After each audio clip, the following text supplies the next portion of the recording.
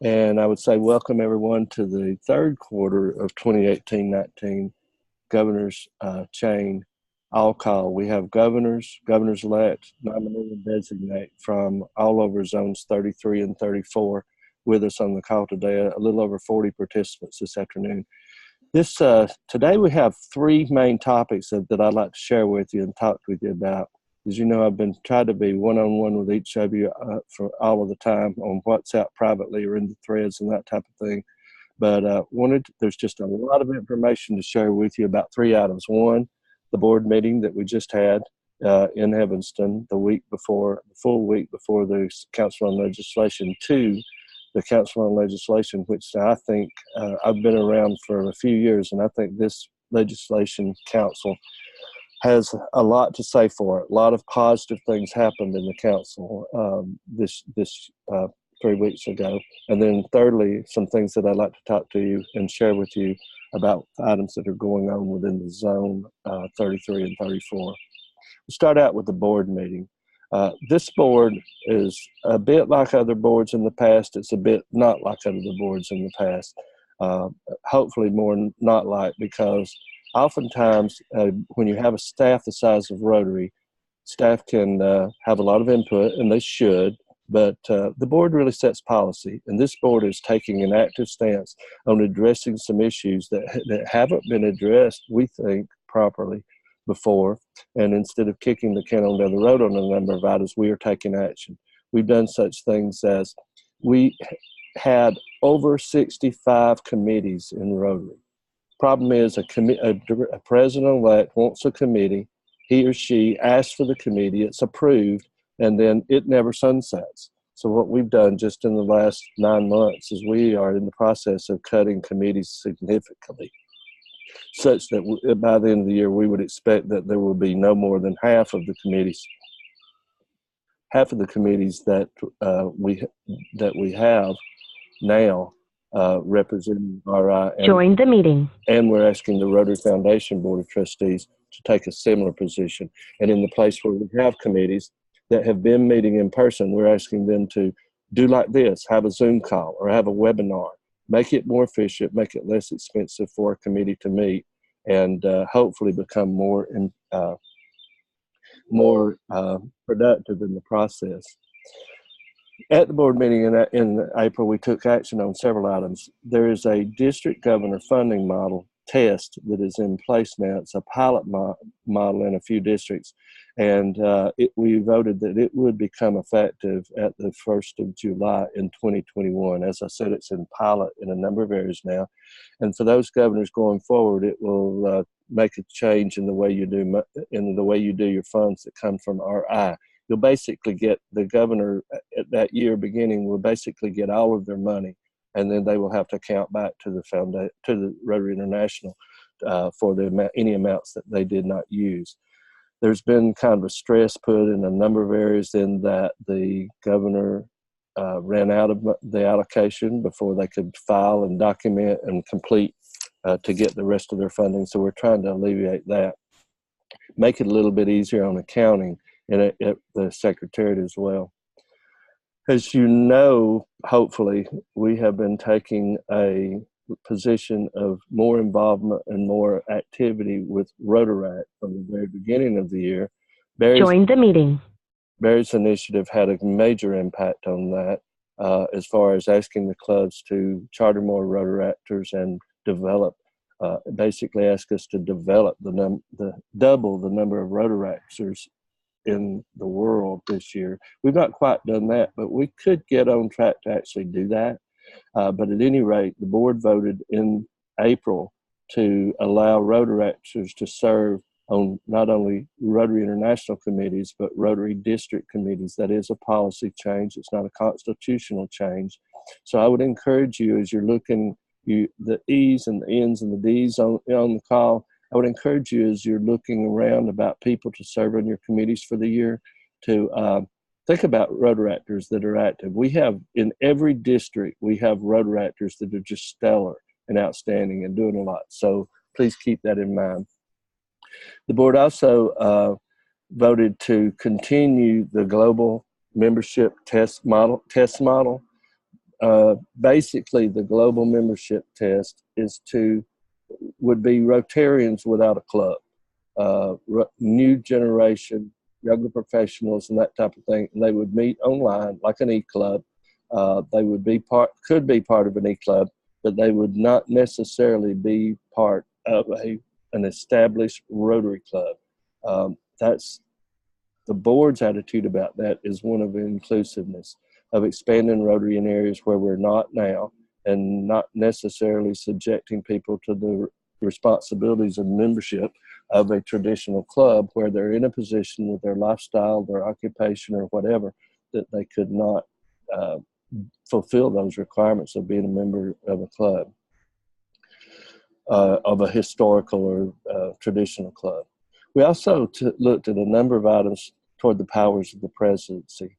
And we took some actions with support of President Barry and President-elect Mark.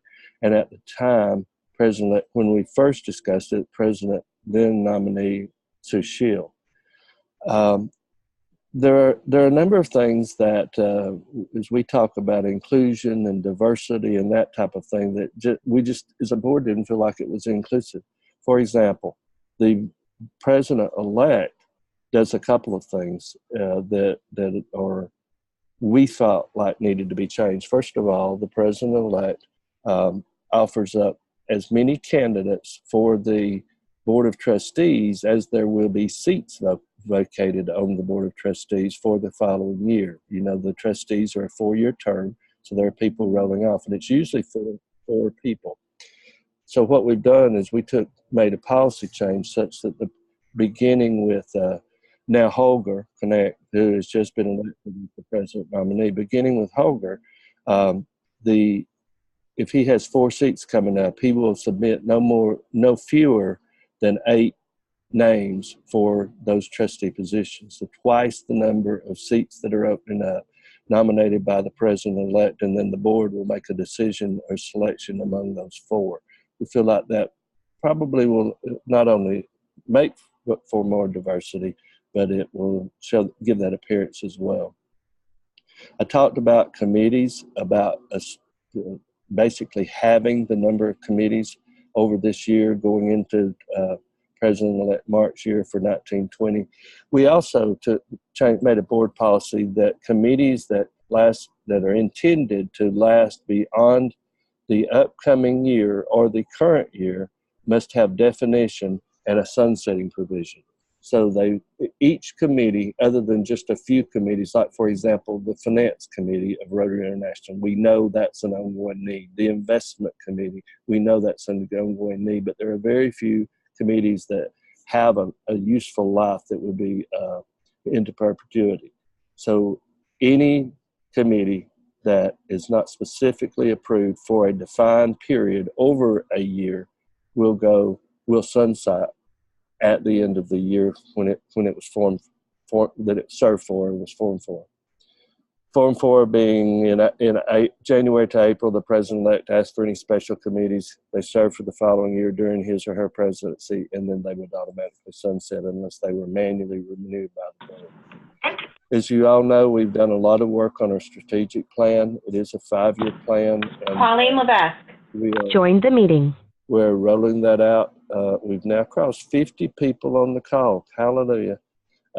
We're rolling that out this year. It's a good part of it is already starting to be disseminated, but we are rolling it out, and we did go through, reviewed, and reaffirmed the 5-year roadmap through 2014 in implementing the strategic plan of how we will maintain, grow, sustain, engage Rotarians through Rotary International. That's the bulk of the things. There were some other things that weren't very fun that we did at the board, some positions we had to take in a couple of areas of the world, but I'll open it up for a minute to say, are there any questions relative to the board meetings? Anybody? And we'll open it back up at the end if you think of something later.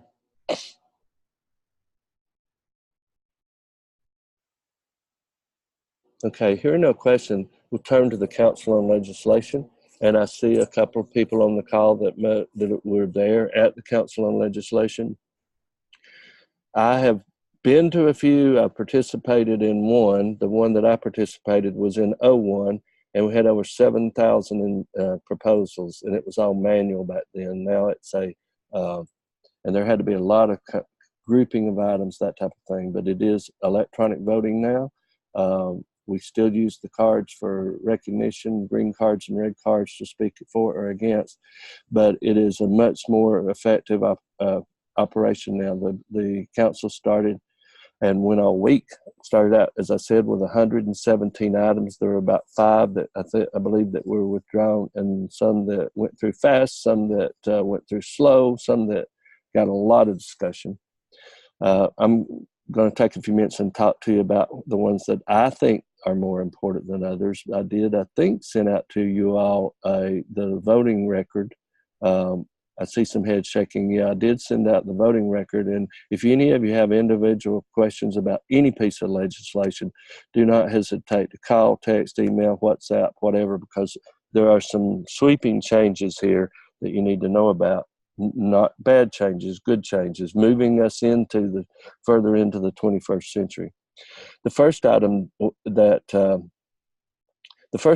I'd like to talk about is item 1972. That was the proposal to make Rotary clubs members of Rotary International.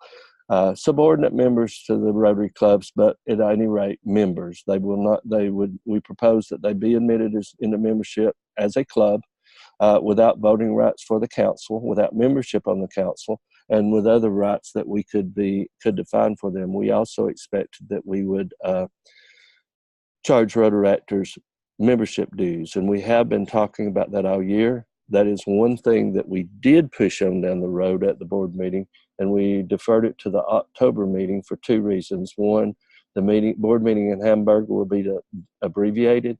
We won't have time for a lot of discussion, and this is a very sensitive and issue for us that we want to get it right the first time. And second of all, because we knew that item 1972 was coming before the council, and their decision as to how much dues Rotaractors could afford around the world might be impacted whether 1972 passed or failed. The vote needed a supermajority, in that it was a constitutional change to our constitutional documents, and it failed a supermajority on the first vote by 15 votes. It failed because of a lot of misinformation, and no offense to any of the parties involved, but it failed because of social media misconceptions that were out on social media. And so a member who had voted against it had to call it back, and that did happen within 24 hours. That did happen the next morning. It was called back to the floor, and at that point the board was given an opportunity to speak to the points of confusion and lay out the true of the matter. We had it in writing that we distributed to all of the delegates, and at that point the 1972 to admit Rotaract clubs into membership passed by a vote of 381 to 134, 3-1 margin, very close to a 3-1 margin of passage. President Mark is already talking about at our June meeting that he will be asking the current board, as opposed to the board as of July 1, to appoint a task force for the purpose of Rotarians and Rotaracts, for the purpose of rapidly, as fast as we can, have the process in place that Rotaract will be integrated into Rotary, and the clubs will be part of Rotary as a whole. You may or may not be aware, but at the January meeting, the Board of Directors also, after 3 months of negotiations, approved, and we now have signed the documents, entered into an agreement with Toastmasters International that within 18 months, 15 now, the Toastmasters, not Postmasters, Toastmasters International will have a Rotary branded product, and we will begin rolling that out just a little bit after this time next year. And it will go out first to Rotaractors, young professionals and that type of thing. And then it will go to Rotary. I'm sure all of you have been in that period of time in your life when you just were scared to get in front of a mic and you needed some help with that. Maybe not, but probably most of us. That Toastmasters is an international organization. They represent a premium product for us that we rebranded for Rotarians with our name, and they also present a very viable future membership source for Rotary, in that the average term of a Toastmasters membership is about 2 years. The next item that the council approved was that a club president can only be limited to 2 terms. 2 terms back to back. They could come in after a year out, but we have some smaller clubs in the world that presidents have been presidents for multiple years. They're like president for life.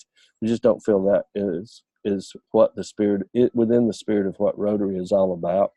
We also revised the schedule for electing presidents-elect, and presidents nominee, and the council placed a requirement that a president-elect does in fact need to present a budget. Needs to present a budget and an annual report to the club. Just got a message that I needed a cat to get rid of get that bird to move. I hope I can scare it off. I apologize. Digress for a moment here. I'm outside because my man Max is in the house. I'm expecting people to show up after a while, and it doesn't matter who it is. Max is going to bark, and I figured you'd rather have the bird than the dog. So that's why we're outside today. A little bit of humor, I hope, in there. So the next item, speaking of my wife arriving home, before she does, we'll talk about this item.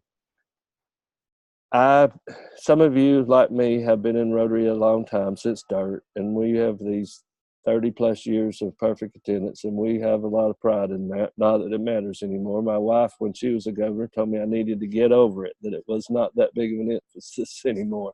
And I'm still not over it to the council, but now I'm over it. The council approved an enactment which basically removes the bilateral 14-day requirement. So makeups are not necessarily required. But it did leave in the 60% attendance within a year requirement. So makeups are out the window. I'm still going to make up, but some of you will, some of you won't. That's just me. But that is a significant change in our Constitution. Item 1939, also in favor of diversity, in its defense, in favor of diversity, effectively eliminated the classification system. That has been in our documents since around 1907 or so. That Rotary is based on a classification system, but that has now been eliminated. We also, the council amended the process on selecting a president-elect or president nominee. In all of our history, we've never had an issue with the president-elect or nominee not being able to serve. However, there's a first time for everything. And as we know, our departed friend, Samuel Worry, was not able to serve. And when he passed, there was no effective way, no constitutional written way to replace him. Because the committee that had picked him had now gone away and been disbanded. And every other position in Rotary has an opportunity for a way to name the replacement, except for the president-elect. And so what the council voted was that as of 1 July, if there is a vacancy in the office of president nominee or elect, the board of directors of Rotary International will pick that replacement, basically from the prior candidates. Well, just recently, we had a situation, as you all know, I hope, that our president nominee, Sushil, had to resign from the office. And since the nominating committee was still intact, President Barry had the discretion and made the decision to have an electronic voting from among the 6 remaining candidates. Starting to rain, guys. From the 6 remaining candidates. And over the course of about 10 days, the committee got together electronically and had an electronic vote to take the 6 candidates to 4 candidates. then the 4 candidates to 2, the 2 to 1, so that we do have now, as of the 10th of this month, a new president nominee for Rotary, and that's Holger Connect from Germany. Over the years, we have called our General Secretary a number of different titles. He's currently the Chief Operating Officer. He, however, or she, if it were, goes into meetings with corporate CEOs from all over the planet. And we the board did not feel like that was reasonable and equitable to him. He should go into these rooms, into boardrooms and other meetings as an equal. So we sponsored an item that would name the General Secretary as the CEO of Rotary, and that did pass. The Rotarian magazine is named by name in our bylaws, and there was an item sponsored, not the board, but there was an item sponsored that said we would remove the name the Rotarian from our bylaws, such that the name could be changed if it ever needed to. And not that there's any intent to change the name, but however, we have regional magazines all over the planet that are called various and sundry things. Like Australia and New Zealand is Rotary Down Under is the name of their magazine. So we asked for that to be changed, and it did change. The next big one was the Rotaract and Interact. With Rotaract and Interact started out as equal programs of Rotary, but over the years they have changed. Rotary clubs are still very involved with their Interact clubs in the high schools, not so much with Rotaract. They've taken on their independent brand, their independent name as part of Rotary. So we asked that the Rotaract Interact committee be changed such that it's made up of half Rotarians and half Rotaractors, and that item did pass. The board asked for a per capita dues increase of 50 cents per semi-annual period for the next 3 years. That would be $3 spread out equally over 3 years. Interestingly, we thought there would be a lot of discussion about that item. There was no discussion on it. It was there were green cards up, and the chairman said, the chair of the council said, "I see no red cards. I call the vote." At that point, we knew we were dead in the water, but it overwhelmingly passed without any discussion. We have had something over the years called a general surplus in Rotary, and we've had it at a percentage of our annual revenues for a good number of years. It's been at 80%. We've always had that much or more. However, in the period of 2007 and during that period when there was a lot of anxiety in the marketplace, it got really close. So we asked for two things as a board. We asked to rename the general surplus to the RI reserve, because what happens in the term surplus is that we get money into it, or have to account for money into it, that even if we did need to draw from it, we couldn't draw. For example, the Rotary International Convention has a restricted reserve cash account of roughly $9 million at some times. It fluctuates, but when the money is coming in for a new convention, like right now, it is at around $9 million, and it cannot be used for any other purpose, but it was included in our reserve. So we asked to change it to the RI reserve and only count stuff in the reserve that we that we could use if we needed to use it, with a threshold of how much we had to keep all the time.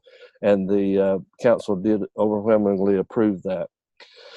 The council also approved that the board of directors can propose urgent enactments to the council on legislation. We have the council on legislation this year. The delegates serve 2 more years on the council on resolutions, and they do that electronically rather than they vote electronically, they see it electronically, and that did pass.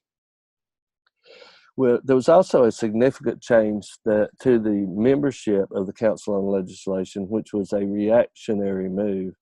There was a proposal to remove the board of directors and the Council of Past Presidents from the Council on Legislation. Just in a selfish mode, I can tell you, let me back up. Someone said, please repeat the dues increase. It's $3 beginning July 1 over 3 years. It will be assessed 50 cents per semi-annual period each of the next 6 semi-annual periods, or a total of $1 per year over the next years beginning July 1 of this year. So from my personal perspective, I was on the board COL council. There were 6 board members with Mark Maloney chairing it that looked at all of the items that were coming beyond to the council and saying, well, how does this really affect Rotary? We have some really good legislation, but quite candidly, we have some legislation proposed that just works in country A, but it won't work in country B, C, D, or E, or F. And coming from country A, they don't have the perspective, so that we have to hash through that. Additionally, this time, the board brought 37 of those proposals forward in trying to streamline, modernize, make Rotary more progressive and more aggressive. So we had a third of those ourselves. The 6 people on the committee met at least every 2 weeks for about 2-hour meetings like this, hashing through it, talking through it. Staff worked with us. We formulated speaking points to or from against it, But there was a past president who stood up and really gave the council read them the riot act the day before this item came up, and said, you guys are just men and women. You guys, men and women, are not doing what you need to be doing. You're not discussing these items. You're just voting what you think about. What you think, you need to get it out on the floor and discuss it. And he just read them the riot act. Well, this came up the next day, and there was no discussion, none, figuratively, no discussion on the item. It came to vote, and that was an over 80-20 vote to throw the board and the past presidents off the council. So then they went to break, and they went to, they were all going up to their hotel room to get their bags because we were checking out at lunch that day. And the whole talk was, I guess we showed so-and-so. Well, we got so-and-so. I guess that'll teach so-and-so to speak to us. So it was all about that one guy's remarks to it. There's just, we'll leave it. It's not a big deal. But what it effectively will end up is that one person from the board will have to speak for the whole board. When we had 6 people ready to speak for an individual item, we could spread the speaking load around, and the board will just end up paying themselves individually as observers because they've got to be there to be able to help this person that got voted out. Maybe there'll be a resolution to bring it back and it'll get reconsidered, but who knows? But it was pretty funny and kind of one of those things that went the wrong way. Any questions? I'll open up the floor now to talk about any questions anyone has about the council actions. Anyone? Hey, Dave, Robert Hanley. Hey. Did you say, what did you say about the attendance requirement? Did I hear correctly that there is a 60% attendance requirement, or it is different, or? They did, the board did leave, not the board, the council did leave the 60% within a year requirement in. There is a requirement now in the current annual constitution, bylaws, wherever, that requires attendance of 60%. They did leave that in. It still exists, but the council did abolish the 14-day requirement in either direction. Got it. Thank you. All right. Anybody else? Yeah, David, Johnny Moore. Hey, Johnny. The item about presidents serving no more than 2 years, when will that take effect? All of this stuff takes effect July 1. Upcoming July 1. So if someone is rolling into their 3rd year, July 1 of this year, they can't serve, basically. You had to be the stickler, didn't you? Well, I got a tough situation. No, I was just being cute. Yeah. There is no Rotary police. If at this point, personally, I wouldn't touch it. I'd let them serve. But because there is no Rotary police, but that you didn't hear what I just said, right? Did anybody hear what Johnny just said? Not a soul. I see heads nodding left and right all over Johnny. I think Johnny's on mute, David. No, I hear him. No, I don't hear him at all. Oh, Everybody else hear him? No, I'm just teasing. We didn't hear you either, David. Do what? We didn't hear you either. Yeah, you didn't hear me either. oh, okay. Yeah, I get what he meant. Yeah, I'm on mute. I got it. Now I get it. I did Yeah. not get that. Okay, you're faster than I am, Spencer. Okay. Any other questions on the council? I was just going to say, I would think July 1 might be the first year of a 2-year of where they'd start counting. Why count backwards? Count forward. That's a good attitude to take about it. I support that. Well, and this is Dawn. I think too, though, what's helpful for me is as I go out for president-elect nominees is to really be able to say, I mean, because that's already my plan anyway, because we need folks at PETS serving when my class is going to serve. Actually, I like hearing that because I think it kind of places some hard discussions a little bit easier as people think forward to especially the president that will serve in 2020-21. Very good. Anyone else? We're very good on time. I have maybe 10 more minutes. We're very good on time. So if you have any questions, we'll be David, waiting on this you. is Sandra Humstead. Hey, Sandra. Hi, how are you? Good. I have a question about the Rotaract clubs.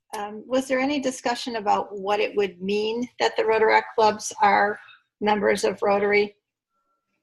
I know you said they wouldn't be on par from the standpoint of council of legislation, but what about the other activities and requirements of a Rotary club?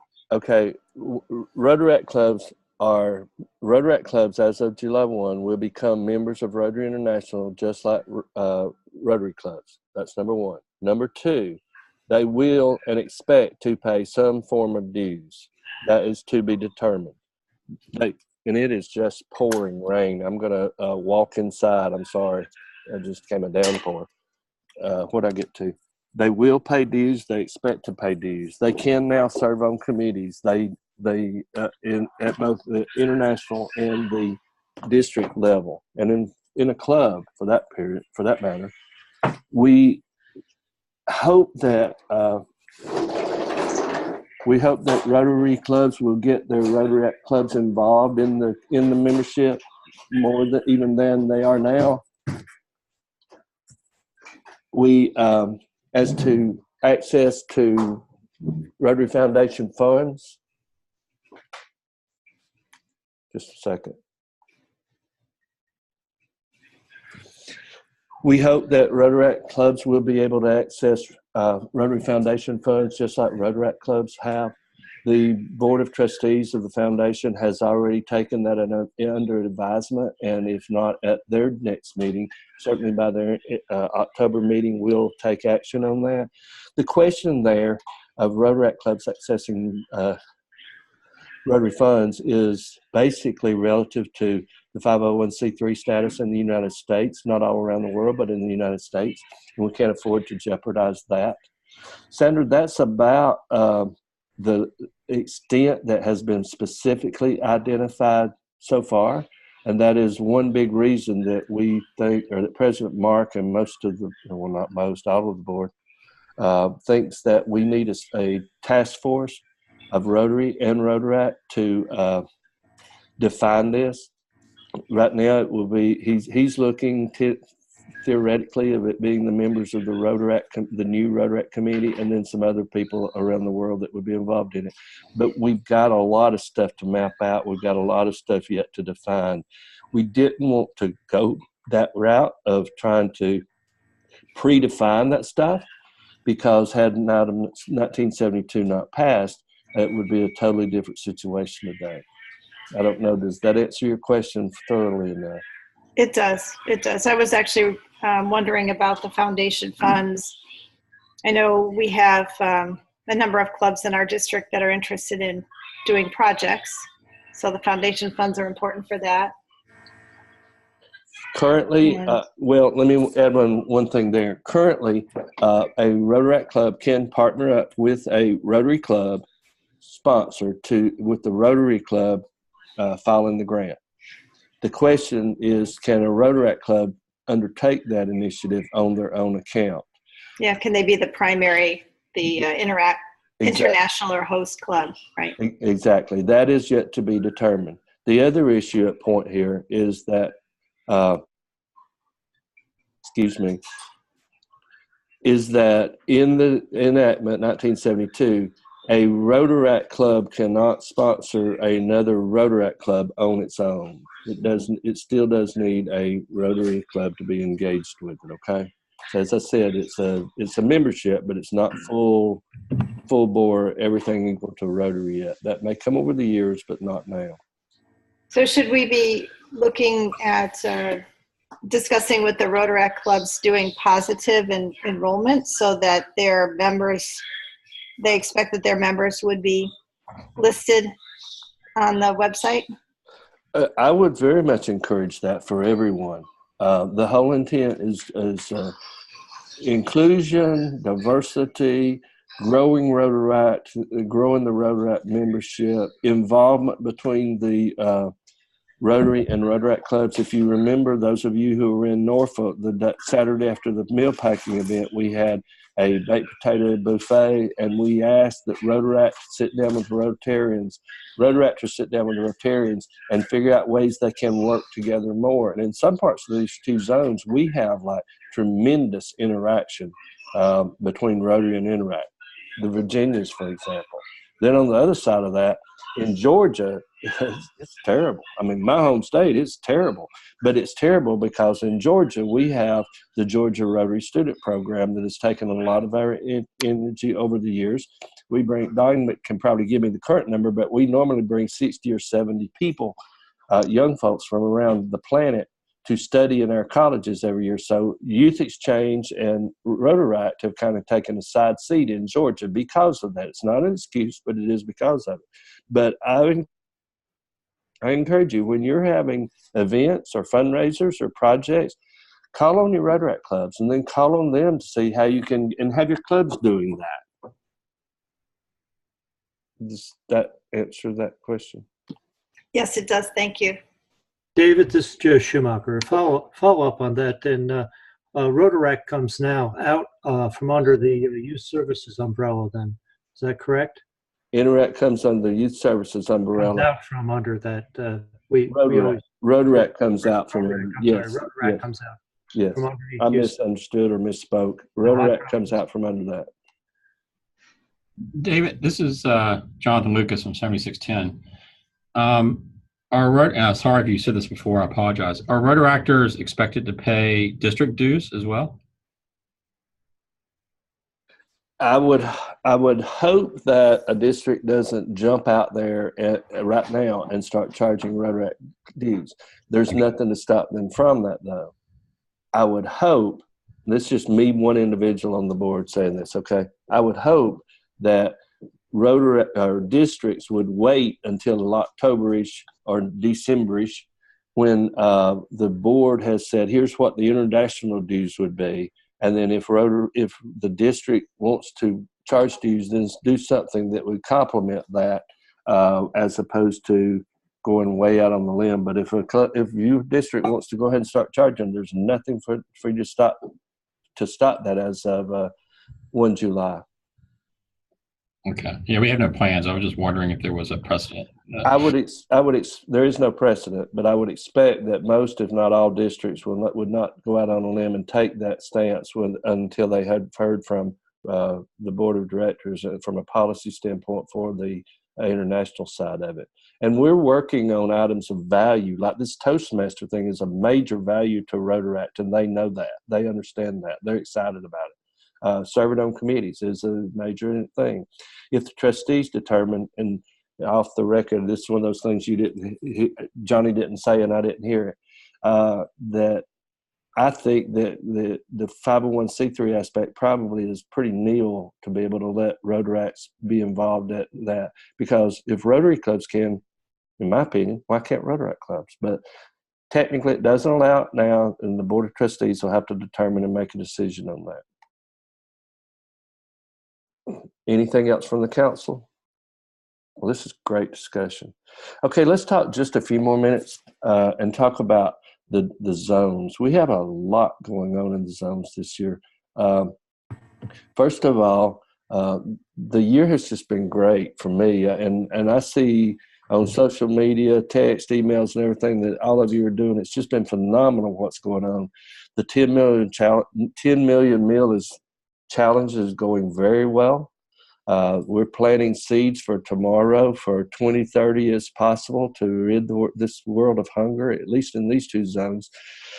The issue that we have just now is not getting involvement, is not that of getting involvement, because we've had nearly 150 clubs that have gone to the website, the zone's website, and joined the initiative.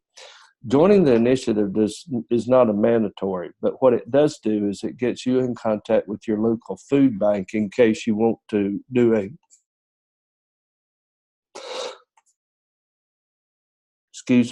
in case you want to do a project with your local food bank. It's not just about packaging meals. Meals of Hope and Rise Against Hunger are great outlets that we can package, as we did in Norfolk, 100,000 meals at a pop. Like one district in Florida in December, January did 1 million meals one weekend. That's great, but it's not all inclusive. I want you involved in your food banks. It may be Meals on Wheels. It may be backpack love, weekend backpack, all kinds of stuff. And signing up gets you in touch with your local, that gets you to contact for your local food bank. Following on, we got to get the clubs to go into My Rotary and enter in their service hours. Everything in the toolkit for the 10 Million Meal Challenge is monetized on the website in the toolkit.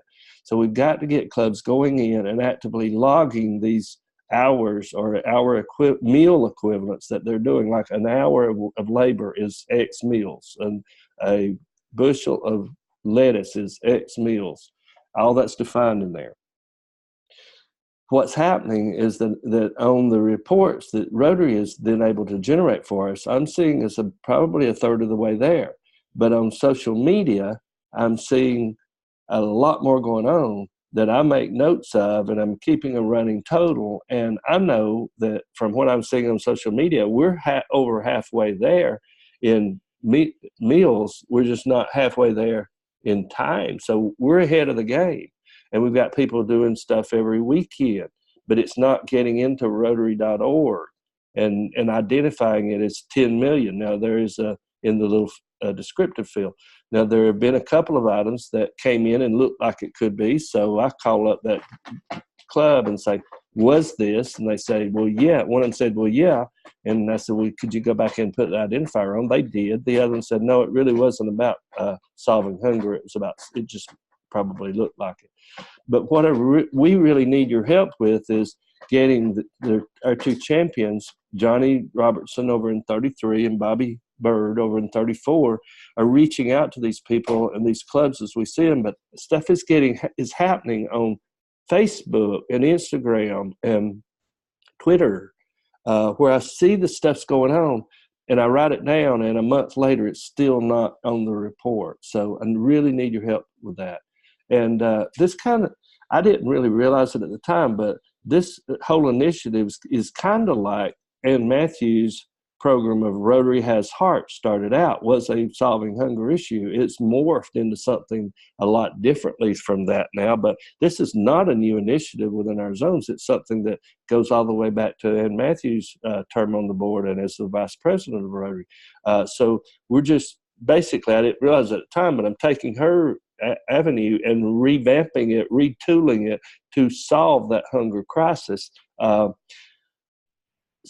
That is to say that Director-elect Stephanie, that is coming in on July 1, and Peter Kyle is on the call with us.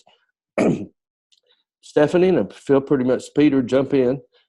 They're saying, I'm going to stay with this. So we've got at least a 4-year period here that we will make a dent in solving hunger in the southeastern United States. If you were in Norfolk, you heard the USAID representative say 2030 is possible. It's plant, it's nurture, it's cultivate, and then it's sustain. And packaging meals or working at a food bank is not the initiative here. Solving hunger, a much broader issue is, but what we're doing by packaging meals, Backpack Love, working at the food banks right now is that planting the seeds.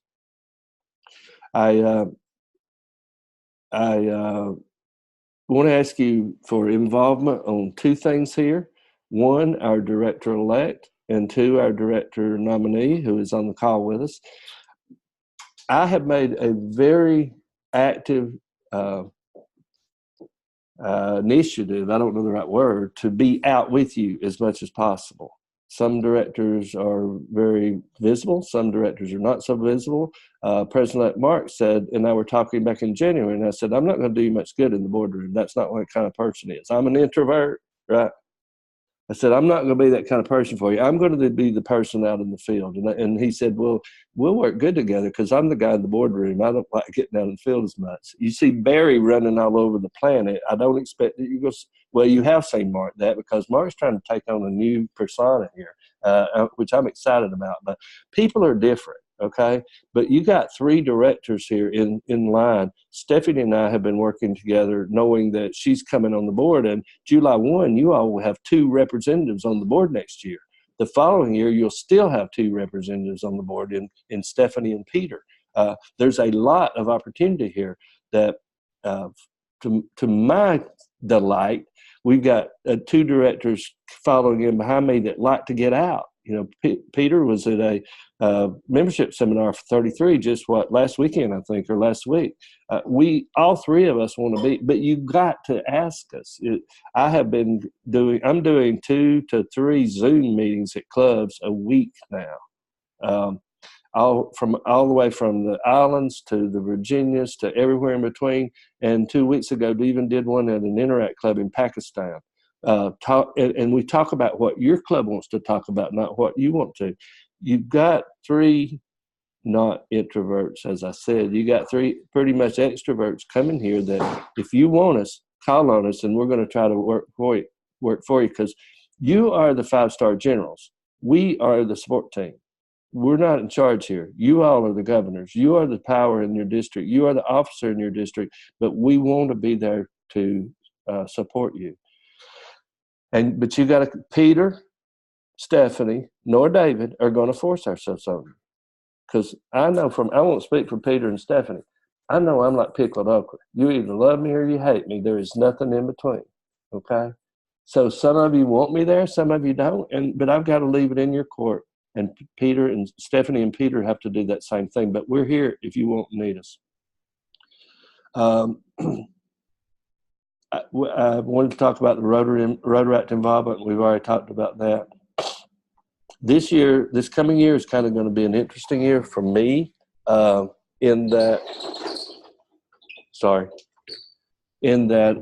I was named as the treasurer of Rotary International next year. I thought that's going to be a piece of cake.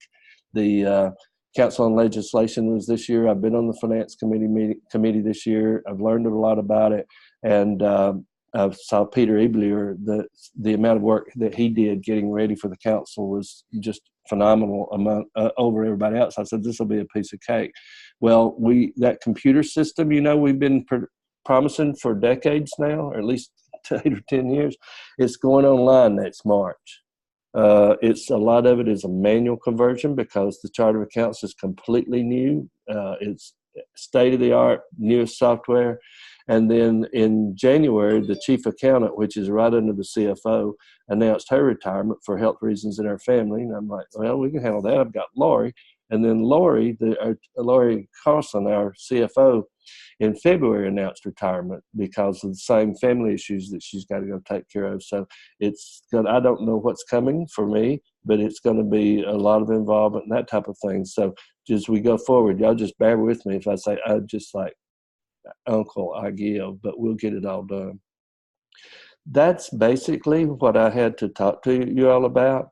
And what we'll do is that we will go forward. Well, let me ask first, does anybody have any questions about anything that we've talked about today?